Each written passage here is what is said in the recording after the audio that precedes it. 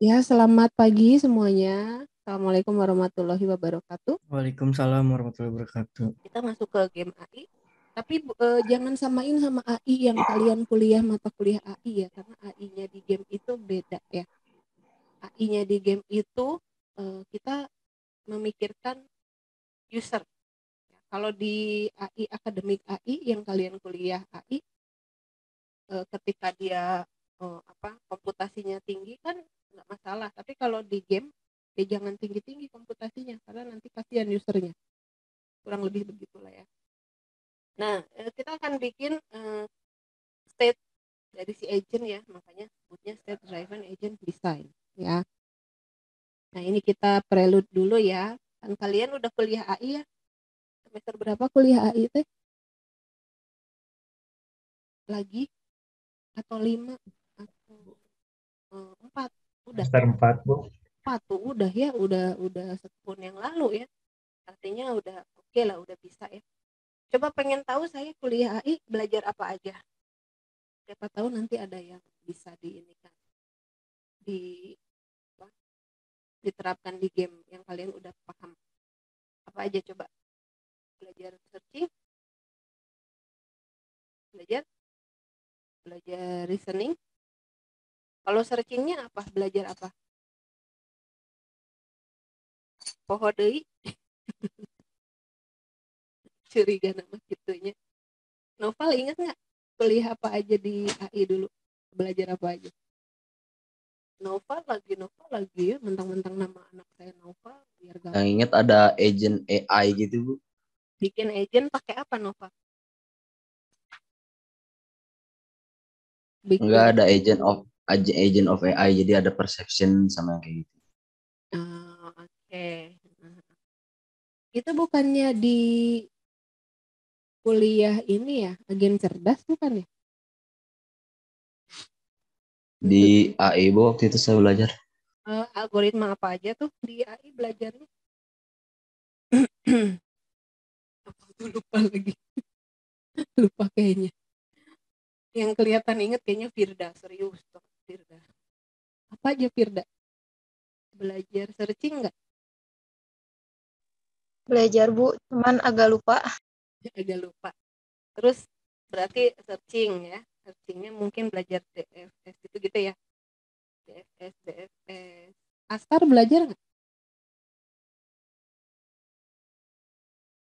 Lupa. Atau Dijkstra. Belajar Bu kalau nggak salah pakai algoritmanya pakai KNN gitu. KNN. Hmm. KNN biasanya kepake untuk itu ya nanti ya kalau mau ke text mining kayak gitu-gitu ya. KNN ya ya ya. Terus greedy kayak gitu. Kalau itu belajar nggak? Belajar apa ya? Fuzzy logic di mana ya gitu? Fuzzy logic di AI nggak dipelajari nggak? Atau beda lagi kuliah yang lain? Di Lokmat Bu, semester 1. Fuzzy logic udah ya. Wah udah lama ya pada lupa nanti ya. Belajar ini nggak CST?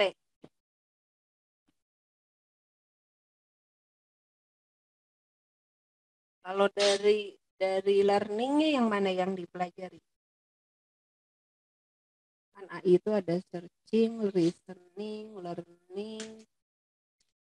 Saya juga sampai lupa. Apalagi satu lagi tuh itu lah pokoknya namanya. Ujung-ujung lupa. Nanti ini apa namanya? Saya akan coba tambahkan gitu ya, ditambah lagi ya. Saya akan coba tambahkan materi gitu ya. Entah nanti pakai apa namanya naive bias atau naive bias sama sebelumnya ada preprocessingnya pakai classification gitu ya, atau nanti langsung aja ke ANN ya, nanti lihat nanti ya. Naive bias pernah belajar nggak? Pernah, Bu. Pernah, Bu. Nah ya, oke berarti aman ya. Saya bisa kesana kemari artinya gitu ya. Nah, waktu dulu kalian yang paling gampang dibandingin tuh AMM ya, yang berat ya secara komputasi. Waktu itu kalian belajar AMM juga coding juga nggak? Ngerasain nggak gimana komputasinya gitu? Pas learningnya ditungguin nggak belajar itu nggak? Atau belum? Mungkin TA kali ya. Ya, ini yang mau saya bandingin gitu ya. Karena kalau akademik AI ya sama aduh wajah kalian teh halangan. Maaf ya, ini saya kecilin ya. Nah, segini kelihatan ya. Ini yang kanannya ada wajah kalian kan. Jadi kalau saya record tulisannya nanti ketutup sama wajah kalian. Saya kecilin. Ya, ini ada perbedaan antara akademik AI dan AI yang kita pakai di games ya. Jadi kalau strong AI atau akademik AI emang tujuannya untuk meniru manusia, seperti kalian tahu nggak robot yang katanya dapat kewarganegaraan di mana ya, di Uni Emirat Arab gitu ya kalau nggak salah. Tahu kan robot perempuan yang bisa didorong-dorong, saya lupa namanya siapa tuh. Jadi si kepalanya itu penuh kabel gitu ya. Robotnya kayak manusia, badannya kayak manusia, cuman dia nggak punya ini ya, kakinya belum ada, jadi didorong-dorong, masih pakai roda gitu ya, didorong sama manusia, tapi dia yang ditekankan di sini adalah di kepalanya ya. Jadi si robot itu bisa meniru manusia, dia bisa ngedengerin ya, bisa persep gitu ya, terus sensornya, dia bisa dialog ya, pokoknya keren banget ya. Agak serem juga sih, saya jadi inget Terminator kalau gitu ya. Serem juga, tapi ya kerennya itu di situ ya, dia udah ditanemin AI yang kayak gimana ya, kebayang prosesornya, kebayang memorinya, waduh. Soalnya apa namanya, dulu mahasiswa bimbingan saya ketika dia ini ya training ya, pas training kan pakai neural network gitu ya, dia trainingnya itu datanya kan banyak banget, sampai nyewa satu warnet. Terus untuk nge-training gitu ya, nyewa satu warnet bareng-bareng, trainingnya paralel, terus disimpan di cloud. Dan kalau di laptopnya dia sendiri sampai bilang, Bu, saya nggak ada progres karena laptop saya itu panas ya, agak kebakar, rusak pada saat training.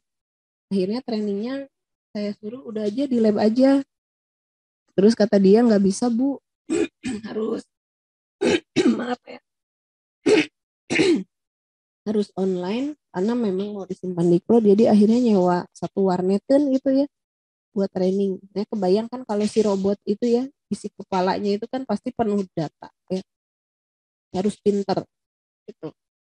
Nah, kalau strong AI gitu, akademik AI gitu, jadi apapun datanya, seberat apapun, mau trainingnya lama, karena emang ya anak-anak yang itu kan trainingnya emang lama ya. Kadang dulu hardware itu tidak secanggih sekarang ya, nggak sekeren sekarang gitu ya. Jadi kadang saya nungguin udah belum trainingnya, sekitar 3 minggu, kadang ada sebulan training gitu ya. Datanya banyak gitu ya.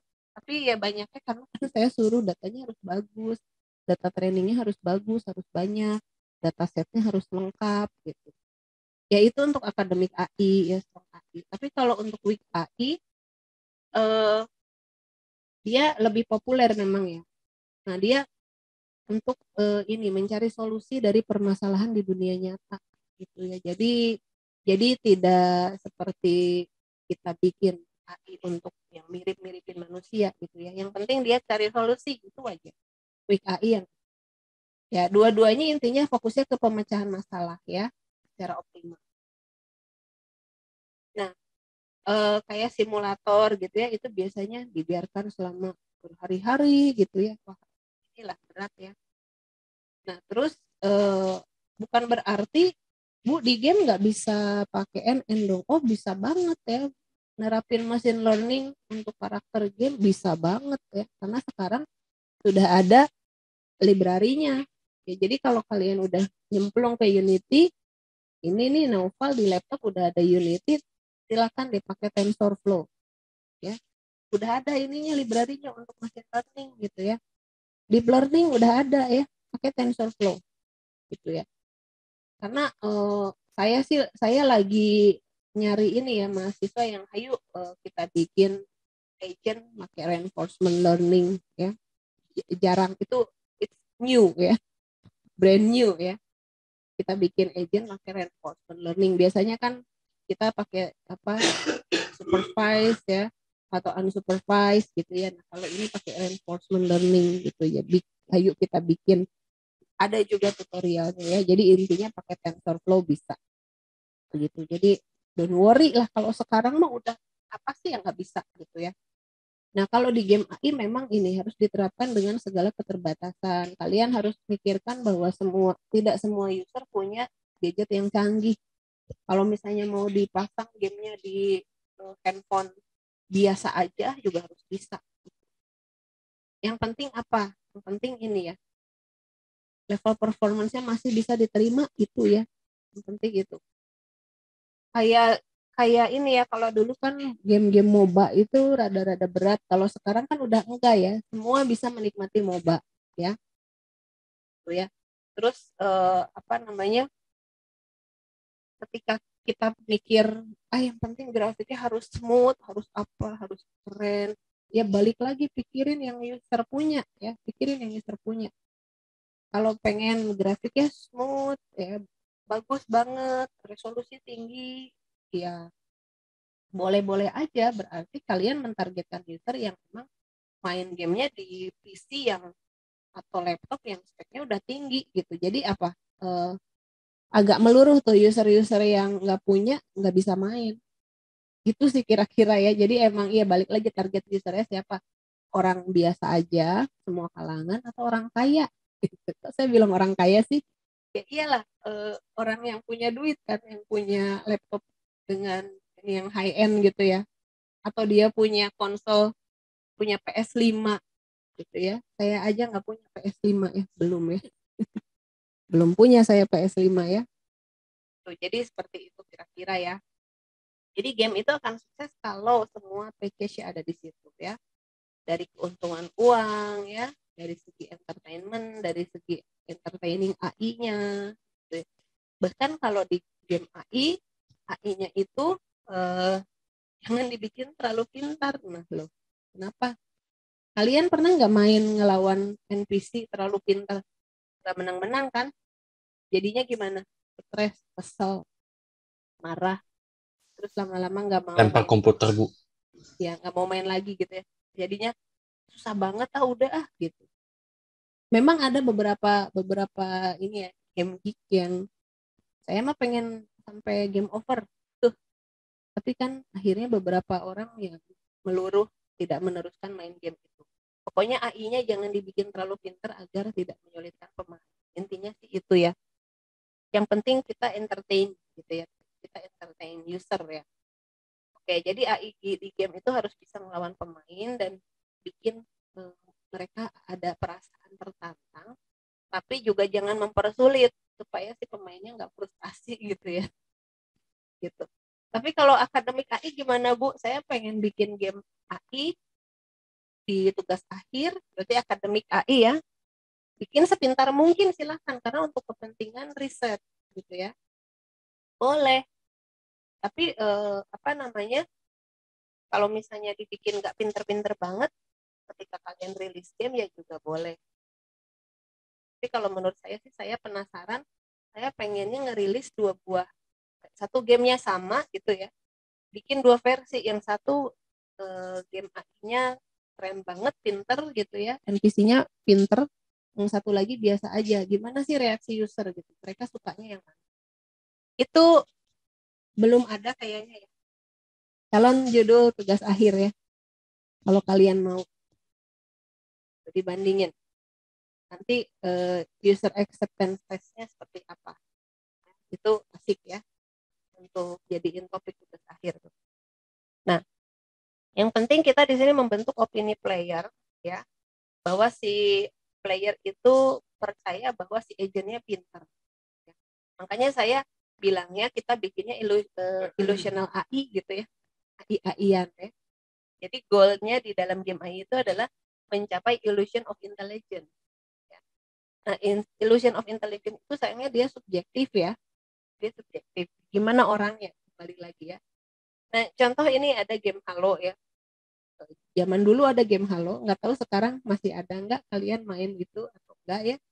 Jadi dibilang pinternya tuh cuman gara-gara gini aja, nggak usah pakai algoritma yang jelimet, ternyata cuman increasing multi point ya. Jadi si si apa NPC-nya itu kalau healthy point-nya terlalu rendah jadinya gampang kalah kan, too easy gitu ya. Tapi nggak usah dikasih algoritma jelimet, taunya cuma naikin aja healthy point-nya, jadi look smart gitu ya. Kenapa? Karena kan nggak kalah-kalah gitu ya. Yang biasanya satu kali tebas dia kalah, ini enggak gitu ya. Terus berantem ya sampai 10 kali tebas baru dia kalah. Kan kelihatannya kayak pintar ya, padahal enggak, tuh cuma naikin healthy point aja. Gitu ya. Itulah illusion of intelligence ya. Nah, ketika kita membangun agent, ya, dia itu mau ngapain, state-nya ya, mau jalan, apakah mau patroli, apakah mau nyerang, itu gimana ngegambarinnya? Ini ada salah satu cara, saya bilang cara dudul tapi efektif gitu ya. Cara mudah, cara gampang tapi efektif ya. Kita bisa bikin pakai FSM. Kalian pernah belajar FSM nggak? Belum? Baru sekarang-sekarang, Bu. Baru sekarang-sekarang ya, ada ya namanya Finite State Machine ya. Kita tapi agak beda ya kalau di game ya, karena kita dipakai untuk memodelkan state atau perilaku dari si NPC gitu ya. NPC itu apakah karakter yang jalan-jalan atau yang lain? Saya jawab semuanya. Kalau misalnya kita mau anggap dia sebagai NPC, meskipun itu cuman senjata ataupun jamur atau apa gitu ya, itu bisa ya disebut sebagai NPC karena dia nangkring gitu ya di situ ya. Dia emang diprogram sama komputer, kayak misalnya apa ya? Misalnya kalian apa namanya main RPG terus dapetin dogi gitu ya, doginya itu suka jalan-jalan keliling-keliling main atau apa ngikutin kalian gitu ya, itu NPC meskipun dia nggak bisa berkelahi ya, itu juga NPC. Kan kita bisa bisa gambarkan state-nya dari si dogi itu, ini ya saya tulis di sini ya. Oh dogi sih, kucing aja lah, saya nggak suka dogi ya. Kucing itu soalnya pemalas sih biasanya dogi ya. Nah, state-nya dari si dogi itu kan bisa aja dia ini ya ngendus ya, terus apalagi loncat loncat, terus apalagi itu yang ngelus-ngelus ke kaki itu gelendotan gitu ya. Maaf ya ini bahasanya bahasa bahasa orang Sunda banget ya. Terus apalagi ngendus-ngendus, loncat-loncat, putar-putar atau keliling-keliling. Itu ya, itu udah 4 state dapat ya dari karakter dogi yang ternyata nggak bisa berantem. Yang ternyata tugasnya cuman apa? Menaikkan misalnya kalau si tokoh punya dogi itu tokohnya jadi tingkat presisinya meningkat gitu ya, atau tingkat lakinya meningkat. Kan kalian tahu ya game yang kayak gitu ya. Nah, itu NPC itu. Bisa juga NPC yang suka patroli. Tahu NPC yang suka patroli? Yang kalau kita datang dia ngelawan, kalau kita nggak datang ke sana dia jalan-jalan ya. Kan biasanya dia wandering ya, chasing itu maksudnya ngejar kita gitu ya, pas kita datang dia lari ke kita, kejar ya, atau karena dia mau kalah dia bisa evading, kabur ya, terus dia bisa attack, tuh ya. Itu state-state yang mungkin ada di NPC yang melawan kita sebagai player, gitu ya. Oke, jadi FSM di sini adalah sebuah alat ya untuk memodelkan state-state tadi yang ada di tokoh gitu ya, ada di agent. Saya gampangnya nyebutnya gitu ya. Tapi kan kita bingung ya gimana sih Bu nanti ngemodelinnya? Ya, kan gini ya. Ketika kita punya beberapa state di sini misalnya dari wandering, kapan dia berubah jadi chasing? Kita kan harus modelkan. Ya, kalau nggak dimodelkan nanti nggak tahu gitu ya. Dari wandering yang jalan-jalan patroli, kapan dia akan berubah jadi chasing? Tentunya kalau melihat kita di sekitar dia gitu ya. Kita sebagai player di sekitarnya si NPC. Seperti itu. Dan ini ada penegasan ya. SM hanya bisa dipilih satu state aja dalam satu waktu ya. Jadi nggak bisa multitasking. Jadi nggak bisa gini, wandering sambil makan cilok, nggak bisa ya. Jadi nggak bisa multitasking. Atau chasing sambil ngapain gitu ya, itu nggak bisa. Jadi harus satu. Jadi kalau chasing aja. Chasing sambil attacking, maksudnya dia lari tapi sambil manah gitu. Pilih satu, mau manah, mau lari. Gitu ya. Nah, itu satu ya. Oke, jadi kita pakai FSM dan ini senjatanya para programmer AI ya untuk di game ya. Sudah sejak lama digunakan oleh programmer AI untuk mengilhami the illusion of intelligence. Bu boleh nggak dipakai di apa tugas akhir? Iya, saya jelasin ya kalau udah ada contoh kasusnya di belakang ya. Oke, terus alasannya cepat dan sederhana untuk dikode. Kalian bisa nanti cari bisa paper atau jurnal tentang game yang memodelkan tokohnya pakai FSM. Ada di luar sana. Mungkin akan saya jadikan ini ya. Nanti saya mau kasih tugas sebetulnya di mana kalian masing-masing satu orang mengumpulkan satu jurnal atau paper yang berkaitan dengan game.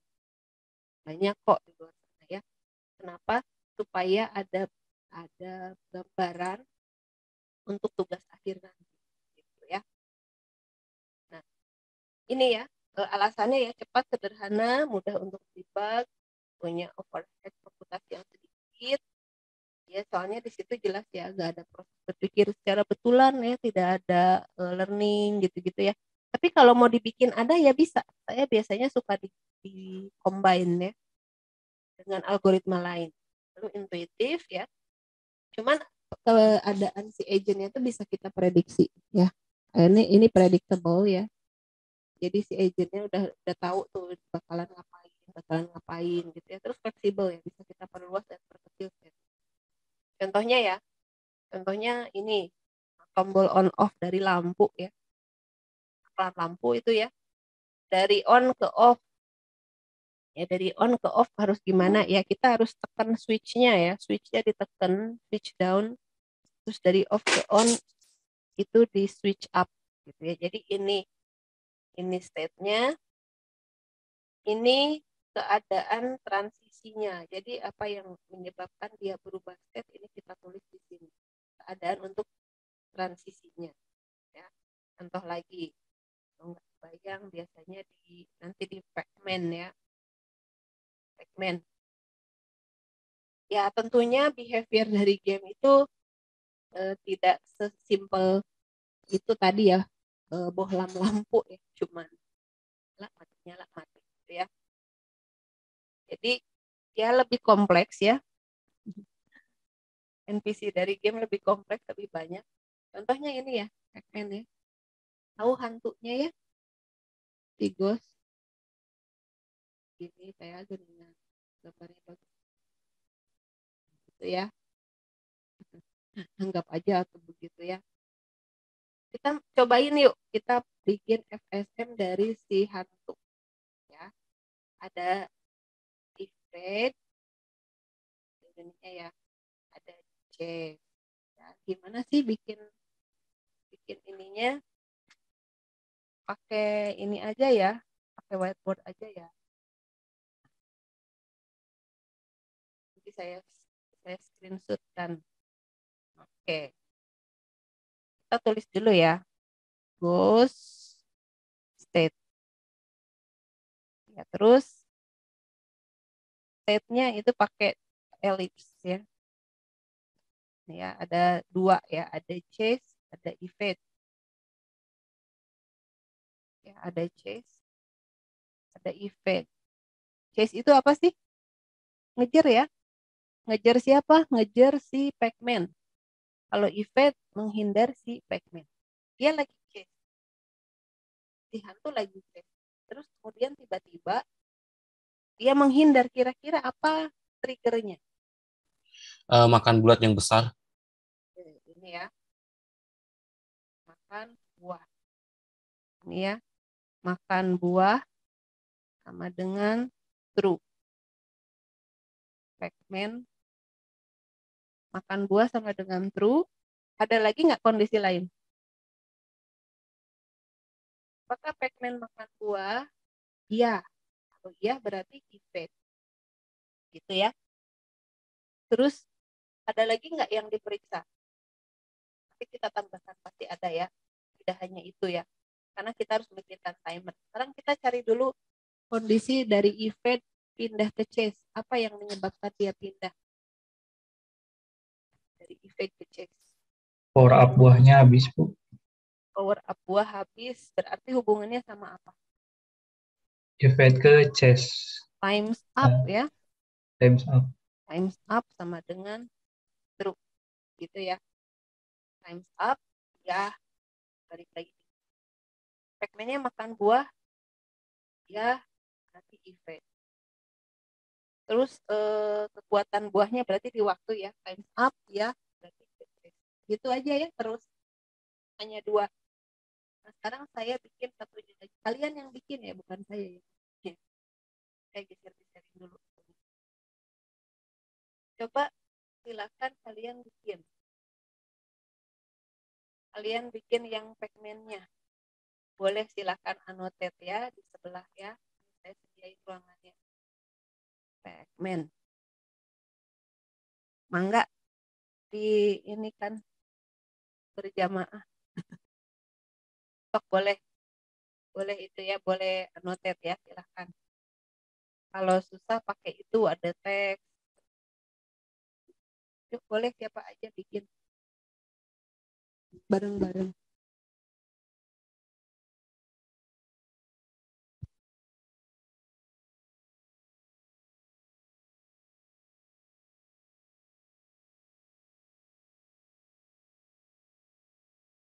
Sudah di-enable itunya ya, annotation untuk peserta lain, untuk partisipan lain. Enggak, silahkan.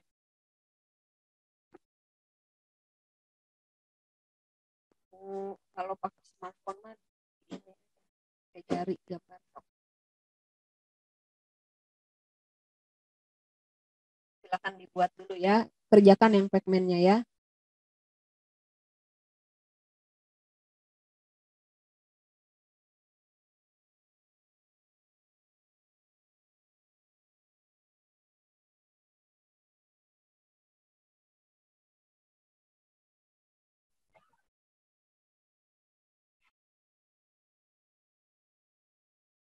Ayo, sudah? Ini belum ada yang annotate nih. Yuk, ya.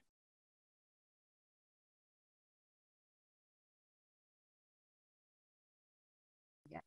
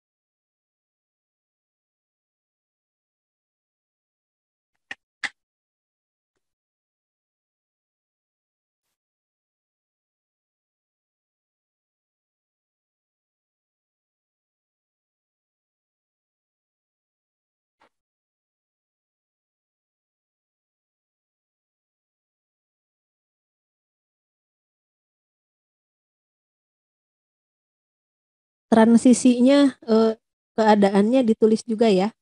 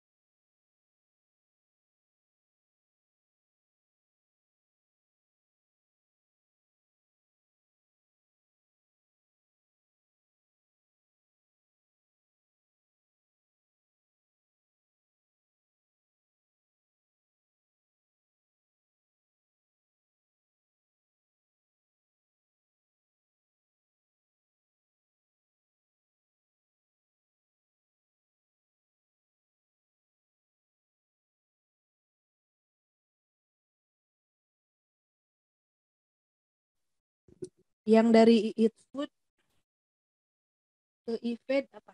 Belum ya?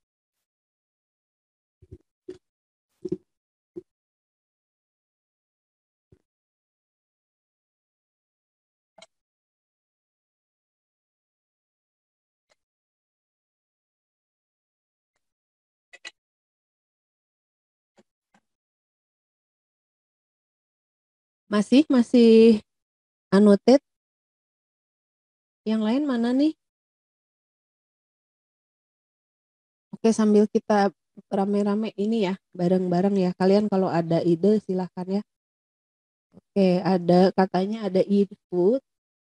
Eat food itu buah ya, si makan buahnya gitu ya.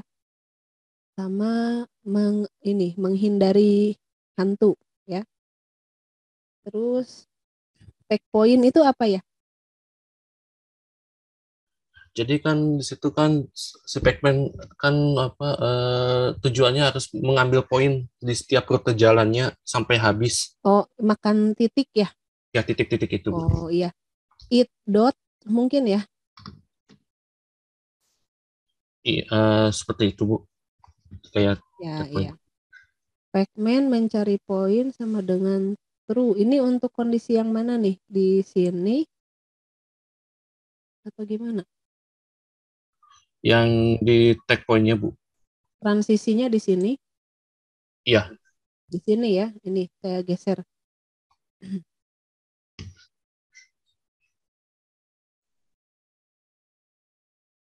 Goes to close evade. Oke, menghindar. Makan buah. Jadi makan buah atau makan titik ya? Ini soalnya sama-sama take point sama eat food. Sama-sama makan. Kayaknya kalau Hiskia eat food itu makan titik juga ya? Atau makan Makan buah? kapsulnya, Bu. Ganti aja. Eat dots berarti ya? Kapsul, Bu. Kayak Kapsul. buahnya. Oh, buah. Oh, oke, Ya. oke. Eat cherry. Oke, boleh. Makan cherry. Kalau terlalu dekat sama hantu, dia menghindar. Kayaknya kalau dia udah Kebalik. makan buah, Kebalik, Bu. ini ya. Oke, kita bahas ya sama-sama ya. Kita inikan dulu, kita breakdownkan dulu. Ada chasing ya. Ada evading. Evading si hantu ya. Jadi kalau to close, goes to close itu jadi evading gitu ya. Lalu ada it dot sama it read ya. Nah 4 ya. Ada chasing, kalian lupa satu lagi ya. Dia kejar ya. Apa yang menyebabkan dia kejar? Nah, saya ragu juga it fruit apakah jadi state atau enggak gitu ya. Karena yang pasti dia ada chasing sama evading. Kalau it dots apakah termasuk state atau enggak? Nanti kita cek ya. Nah, sekarang kita lihat ya di sini evade-nya oke ya. Dari evade berarti dia bisa berubah menjadi chase ya. Nah, it cherry-nya kapan? It cherry itu adalah sebuah kondisi, harusnya begini, it cherry ya. Jadi sampai habis apa sih, timer kali ya? Atau titiknya habis? Bukan gini, setiap Ini. tujuannya kan harus memakan titik-titik yang kecil itu harus sampai habis, Bu. Kalau misalnya Jadi- sampai habis, berarti misinya berhasil sampai langsung ke step selanjutnya. Oke. Ini ya. Dot empty ya. Dot empty ya. Dot empty karena dia jadinya status ya, jadi boolean gitu ya. Apakah dot sudah empty? True. Kalau true to the next level biasanya gitu ya. Goes to close, true, dia evade, betul ya. Nah, tapi di sini harusnya ada ya. Kalau it cherry, nah it cherry-nya jadinya dia ini ya, apa, variabel ya. Apakah it cherry-nya betul? Iya. Dan times up. Nah, kita benerin ininya ya. Times up-nya sama dengan false. Nah, gitu ya. Maka dia ini dari evade menjadi casing close. Tulisannya ini-inian. Nah, chasing ghost. Itu ya. Chasing ghost ketika apa? Ketika it cherry dan times up-nya belum true. Terus aja chasing ghost. Ketika dia times up-nya udah beres ya di sini. Jadi goes to close atau ini bisa pakai atau ya. Atau times up atau times up-nya true, maka dia evade tuh ya. Jadi dia jadi variabel ya. Nih ya. Oke, di sini kita geser dulu ya.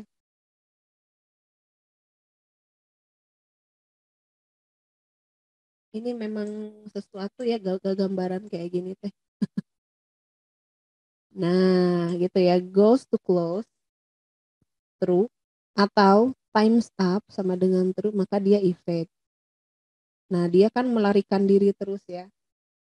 Tapi kalau misalnya goes-nya tidak terlalu dekat, dia jadi gini, makan titik itu adalah kegiatan yang ketika dia menghindar ataupun tidak, itu ketika dia terjadi collision dengan titik, pasti kan otomatis masuk ke dalam poin ya. Jadi apakah masuk ke dalam state atau enggak makan titik? Kecuali Pac-Man-nya bentuknya gini. Dia setiap ada titik dia makan, kunyah, tapi dia nggak bisa jalan. Ngerti nggak maksud saya? Makan titik itu kan kegiatan yang multitasking ya. Ini tag point itu kan makan titik ya. It dots gitu ya. Nah, ternyata sebetulnya it dots itu multitasking. Dia terjadi ketika dia di chasing ataupun dia evade, kalau dia collide dengan dots pasti tetap makan. Cocok nggak kalau misalnya it dots dijadikan satu state sendiri? Karena dia multitasking, kan tadi nggak bisa multitasking, jadi harus pilih satu. Gitu ya. Kebayang maksud saya? Jadi it dots itu akan selalu selalu terjadi ketika dia melewati jalan, baik itu kosong ataupun enggak ya. It dots itu pasti termakan. Dia lari, dia ngejar, pasti kemakan gitu. Kecuali kalau ada kondisi, tapi itu di si cherry ya. Kita bikin satu lagi cherry. Cherry-nya itu akan muncul kalau dots-nya sudah tercapai kondisi tertentu gitu loh. Tapi itu bukan nempel di pacman, tapi kan di cherry ya. Gitu ya. Jadi artinya kalau gitu it dot itu adalah kejadian yang selalu ada di effect ataupun saya ini ya lepas ataupun ada di sini ya, selalu ada ya. Berarti ternyata ininya cuma 2 ya, state-nya cuma 2. Simple ya. Nah terus gimana dengan kondisi yang lainnya seperti apakah dotnya udah habis atau belum? Nah itu tidak nempel di pacman ya. Dot empty sama kemunculan cherry karena dotsnya sudah mencapai bla bla bla poin, itu nempelnya berarti di yang lain gitu loh. Ngerti nggak? Bukan di tokoh ya, tapinya di sistem. Di apa manajemen, misalnya level manajemen kayak gitu ya. Oke, jadi ternyata cuman segini state-nya ya.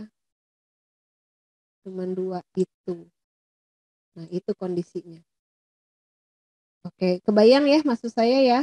Ini saya save dulu, nanti PNG-nya saya share di Sinau ya.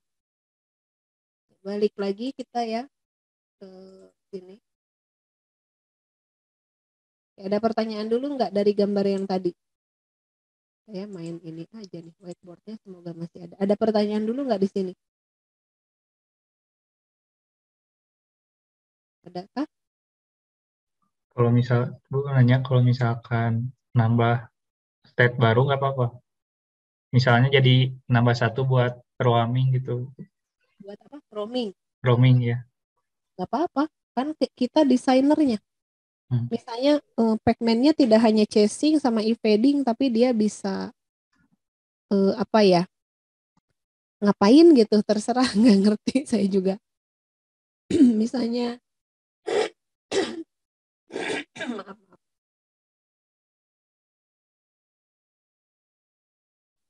Misalnya bisa nembak, misalnya pacman-nya bisa berdialog dengan apa gitu, itu silakan ya. Karena kalau gamenya milik kalian Tuhannya gitu ya. Boleh-boleh aja, sah-sah aja ya. Nah ini yang kita bahas emang pacman-nya pacman yang standar ya, yang ada di mesin dingdong itu ya.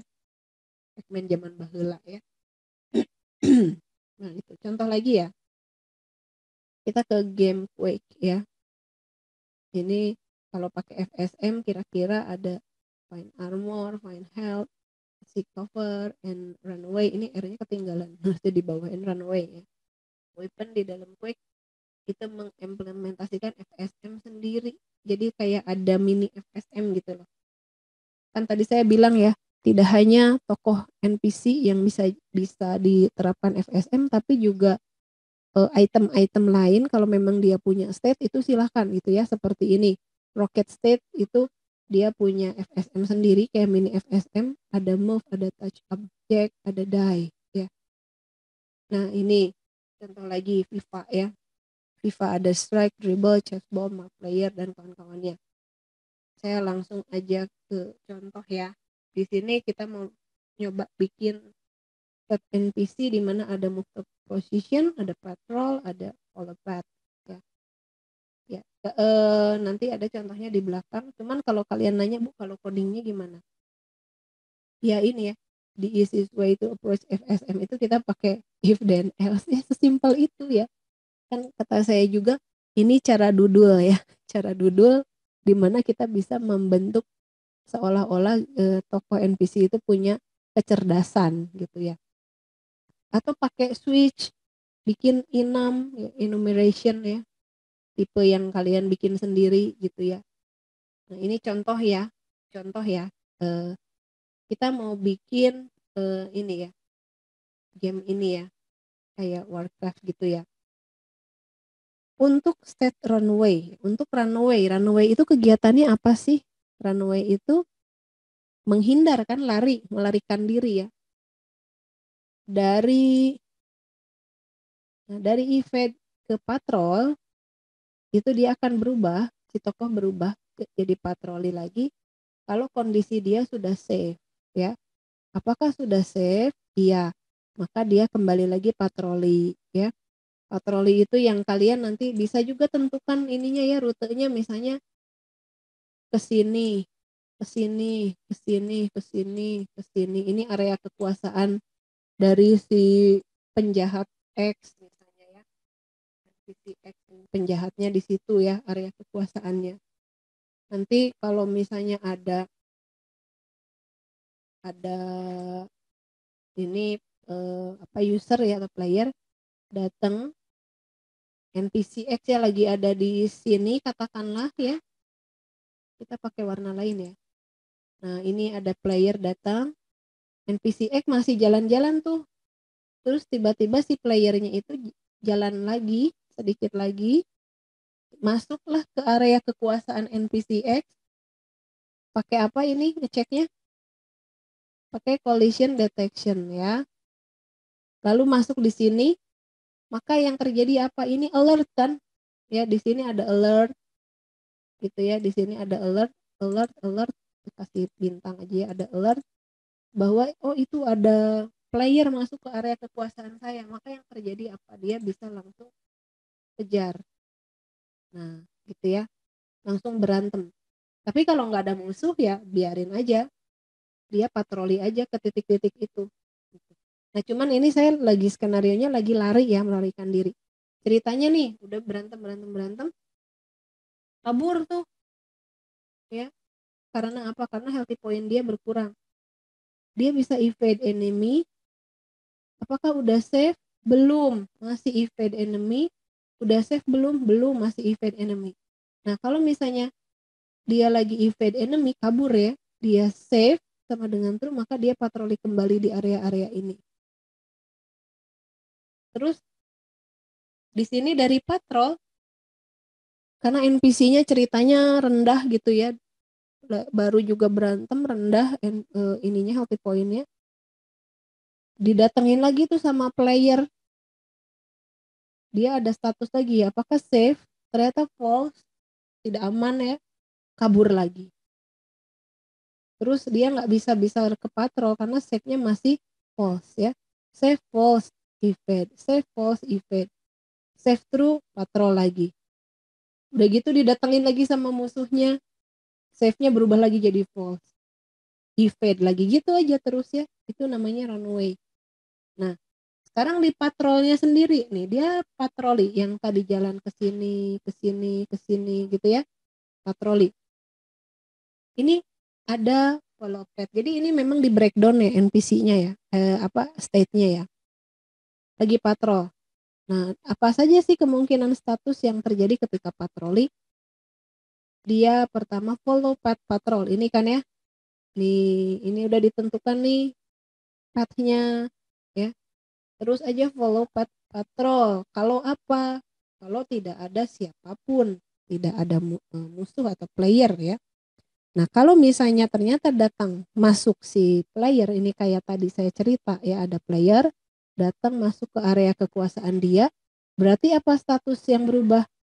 Dia threaten ya, merasa terancam. Apakah terancam sama dengan true? Dan dia healthy point-nya lebih kuat dari musuh, stronger than enemy. Ya ini kayak pengecut memang ya NPC-nya ya. Kalau dia lebih kuat dan merasa terancam, dia akan attack. Ya langsung nyamperin si player, dia attack gitu ya. Nanti attack-nya ada lagi ya, kita breakdown. Kok nggak ada dari attack ke runway, nanti munculnya di berikutnya ya. Di sini ya. Oke, di sini dulu ya.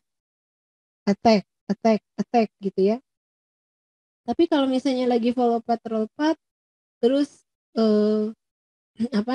follow patrol path terus udah gitu dia merasa terancam, berarti ya statusnya ya berubah ya, ada player, berarti threatennya jadi true, dan ternyata dia lebih lemah, NPC-nya lebih lemah daripada player, stronger than enemy-nya false, maka dia run away. Apa yang dia lakukan ketika run away? Balik lagi ke sini. Run away itu adalah evade enemy. Udah aman belum? Udah, berarti patrol. Kalau belum aman berarti terus aja evade gitu ya. Pas lagi patrol dikejar lagi sama si player, berarti save-nya false, evade lagi. Gitu ya terus ya.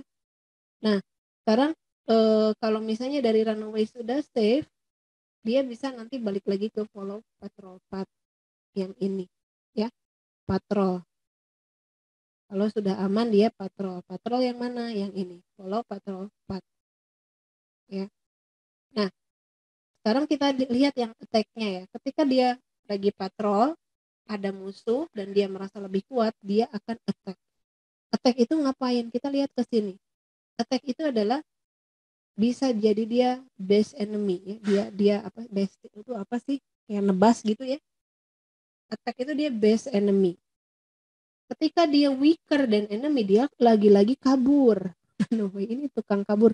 NPC-nya kok kayak pengecut gitu ya. Ya statusnya yang ini ya, kita bikin ini kebetulan mengesankan NPC pengecut ini ya. Dia base enemy. Apakah weaker than enemy? Kalau iya berarti dia kabur lagi. Kaburnya yang mana? Ya ini lagi, balik lagi ini. Putar-putar daynya. Nah terus kalau misalnya habis runaway, dia kan biasanya suka ada tuh ya yang sambil jalan-jalan nge-charge healthy point. Iya nggak sih? Si musuh itu atau si player sambil jalan-jalan dulu kemana, jangan dulu berantem, kesana kemari dulu dia ngecas healthy point. Nah healthy pointnya lagi run away nih, healthy pointnya naik misalnya ya, weaker than enemy-nya jadi false kan, iya balik lagi best enemy gitu kira-kira ya. Kayak kalian kalau dikejar sama guguk ya, kan lari capek, terus udah gitu agak jalan sedikit guguknya tertinggal jauh di belakang, kalian sempat ngerenghap gitu ya, istirahat sambil jalan sambil nyari batu ya buat dilempar ke guguk ya, meni guguk wayanya contoh natenya. Terus udah gitu balik lagi pas udah kalian agak recharge, guguknya nyamperin kabur lagi kan gitu ya. Oke itu ya, ada 3 state di mana masing-masing state-nya juga di breakdown kembali ya. Nah codingnya gimana? The easiest way ya itu adalah pakai tadi satu ya, if then else, atau yang kedua kita bikin I6 ya. Ini pakai bahasa C++ ya. Kan C++ kalian udah belajar ya. Jadi saya rasa bisa baca ini gampang ya, cukup mudah. Kita I6, bikin I6 namanya ada state type runaway atau patrol atau attack ya, ada 3. Terus di situ kayak switch case gitu ya, pakai switch case.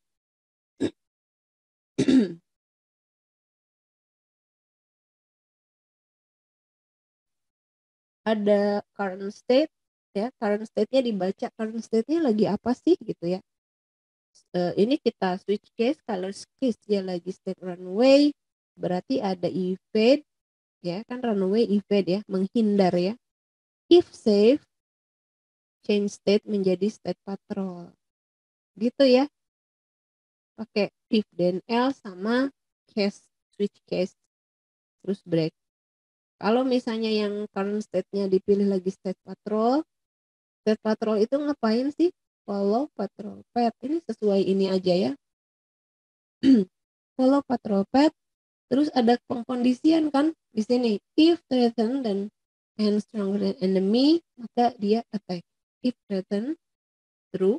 If stronger than enemy, Seru lagi, maka dia attack. Else, run away. Gitu ya. Cuman gitu doang. Iya, cuman gitu doang. Cuman yang masalah adalah nggak mudah ya ketika disuruh bikin ini nih. Ini kan function ya. Ini juga function. Ya. Ini function semua. Ini kan manggil function lain kan nanti ya. Yang dimaksud dengan event enemy itu apa sih gitu kan. Dijelasin event enemy itu adalah kamu cari path finding gitu ya. Pakai path finding terus apalagi event enemy itu apalagi selain pakai path finding kemana kita pergi gitu kan ya. Terus apalagi jalanin animasi. Apalagi banyak ya. Banyak yang dibahas. Ini hanya disimplify aja begini jadinya. Oke. Nah, bisa juga pakai ini ya. Pakai ini. Bentar. Nah, pakai ini, pakai tabel transisi ya. Sama aja sih. Kalian lebih nyaman aja yang mana silahkan ya. Ini juga ada contoh karakter Elsa ya. Dia itu state-nya cuman bersih-bersih rumah sama ke kamar mandi gitu doang ya. Bersih 1 dalam 10 kesempatan dia ke kamar mandi. Lalu setelah itu kalau udah beres dia kembali ke previous state yaitu do housework. Gitu ya. Oke. Jadi ini ya ada contohnya nih saya ya. Bentar. Ini udah slide terakhir. Bentar kalau ada ya bentar saya cari dulu mudah-mudahan ketemu ya contohnya si Elsa ini. Mudah-mudahan ada di sini ya, kita coba cari.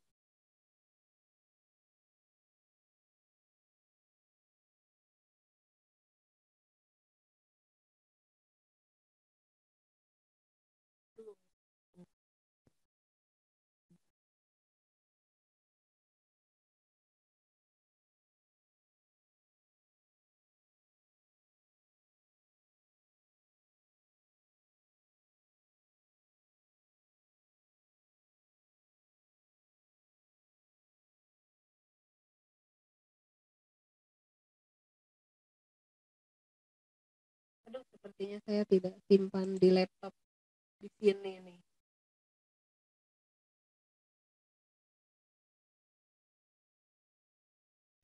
Bentar ya.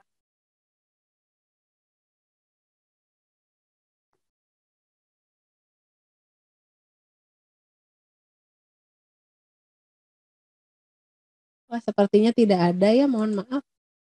Nanti saya coba carikan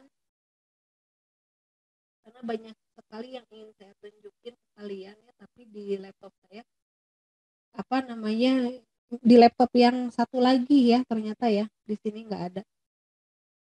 Nanti saya tunjukin, insya Allah teori game setiap Kamis kita Zoom meeting ya, nggak pakai recording ya, insya Allah kita Zoom meeting terus setiap Kamis pagi ya. Jadi nanti saya tunjukin di Zoom meeting berikutnya. Nah ini kan udah 8.32 masih ada waktu sehingga MOTD-nya apa kalau gitu? Tadi slide-nya udah selesai sih ya. Sebetulnya saya pengen nunjukin contoh ya, nggak ketemu. Kalau gitu apa MOTD-nya? MOTD-nya kalian bikin FSM ya, FSM dari tokoh game yang ada di tugas besar. Ya kan ada beberapa ya di sana ya. Kemarin teh ada yang tahu bulat kalau nggak salah ya. Mana sih kelompok tahu bulat? Bu, Iskia tahu bulat iya. sama siapa lagi?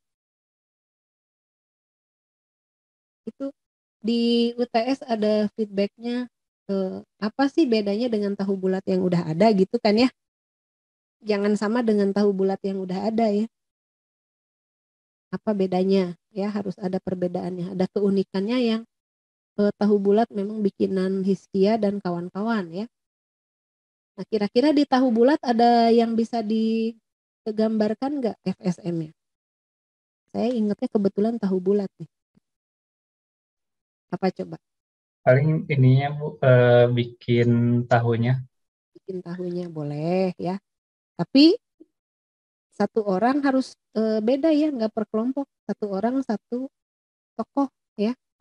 Jadi nanti di tahu bulat kalau misalnya ada 3 tokoh bisa dibuat NPC-nya, bisa dibuat state mesinnya, silakan. Cuman kalau misalnya Bu udah di tahu bulat cuman ada satu tokoh aja yang bisa dibikin FSM-nya, berarti temen yang lainnya yang duanya cari dari game lain gitu ya. Morris sama Hiskia ya, kalau nggak salah ya. Tahu bulat juga bukan? Tahu bulat ya. Jadi nanti Morris selain siapa yang ngegoreng tahu atau apa gitu ya. Atau tahunya ini nggak ada FSM-nya nggak kira-kira si tahunya? Ya mah nggak silakan. Atau si abang-abangnya. Atau si pelanggannya gitu ya. Pilih pilih aja bagi 3, satu orang satu. Tapi kalau misalnya Bu nggak ada 3 ya boleh berarti yang seorang lagi cari game yang kebetulan dia lagi mainkan ya. Cari tokoh terus bikin FSM-nya. Begitu ya. Ada pertanyaan dulu nggak sampai sini? Kemarin teh ada game apa lagi ya? Saya lupa. Kayaknya saya udah bacain juga tuh di UTS tuh. Ada game. Cuma inget tahu bulat ini kenapa saya mendadak kelupaan begini ya. Oke, untuk kumpulan jurnal, paper, dan kawan-kawannya masih berusaha saya lengkapi. Ada di bagian bawah Sinau ya. Di bawah ada tuh kumpulan e-books, jurnal, paper, proceeding. Yang godohnya saya belum sempat nambahin ke situ. Nantilah insya Allah lah di sela-sela ya. Sela-sela waktu saya. Cuman ini, bentar. Kemana ya Bu? Oke, saya tutup. Hilang. Oh ini. Coba deh saya lihat lagi yang hasil kalian. Coba kalau ini Gilang ininya apa nih? Gamenya apa nih? Oh tahu bulat ya. Ini pas kebagiannya yang tahu bulat dulu nih. Ada lagi nggak game lain? Coba yang lain apa game?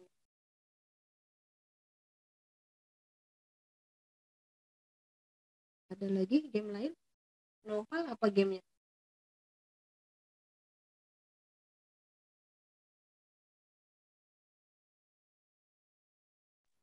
Game tradisional gitu, Bu.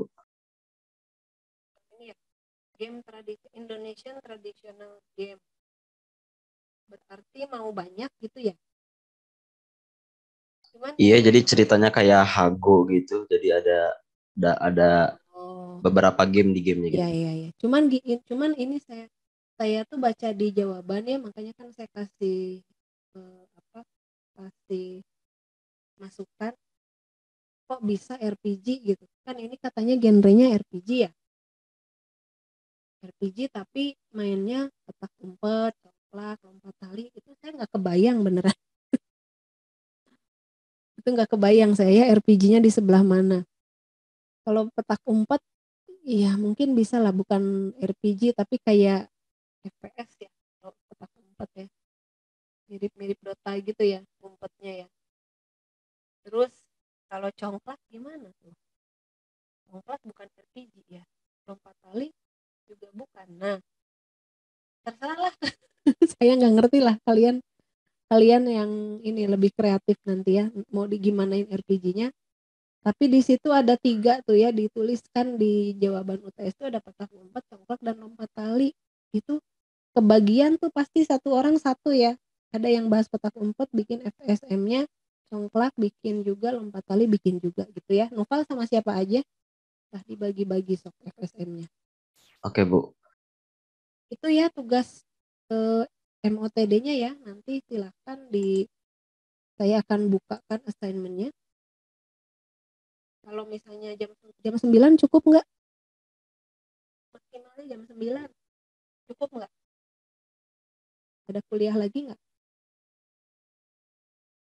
Kalau cukup nanti saya close di jam 9 gitu ya. kebetulan ini masih jam 8.38, artinya ada 20 menit. 20 menit untuk bikin MOTD 8. Oke. Kalau gitu sampai sini dulu ya. Kalau tidak ada pertanyaan, terima kasih. Wassalamualaikum warahmatullahi wabarakatuh. Sehat terus ya.